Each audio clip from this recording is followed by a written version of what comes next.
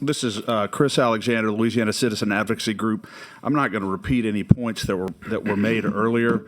I just want to remind the committee of what you probably already know. We just got finished passing SB 1 in the state of Louisiana, and which establishes the fundamental constitutional right for permitless constitutional concealed carry in Louisiana. So permitless concealed carry is on the same constitutional footing now in Louisiana as permitted carry. Both are fundamental constitutional rights. And that is for the purpose of providing people an opportunity to defend themselves in public.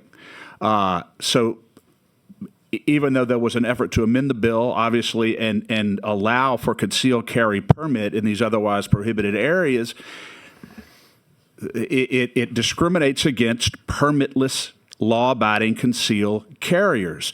I can't tell you the number of people who have contacted us who are permitless concealed carriers who say, Chris, we don't want to be on a government list. We don't want to have to go seek the government's permission to conceal carry. And there's no requirement in the Second Amendment that requires that we go get permission from the government or pay the government to be able to conceal carry. We don't want to be on a government list.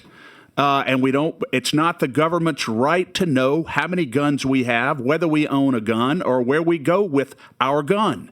It's none of the government's business. So if I had my way, I would repeal every law in the state of Louisiana that has any gun-free zone in it for law-abiding citizens. And on a practical level, I have a hard time understanding why in the most dangerous city in the state of Louisiana, law-abiding people would be prohibited from permitless concealed carrying in order to protect their family.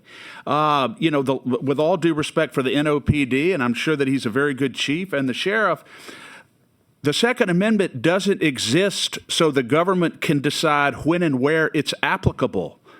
The Second Amendment exists so the government can secure that right for law-abiding citizens. And I think our founding fathers would be absolutely shocked even at the idea that a law-abiding citizen would have to go seek the government's permission to conceal carry or ever have to have a permit. So that's our position on the bill, and we strongly oppose it.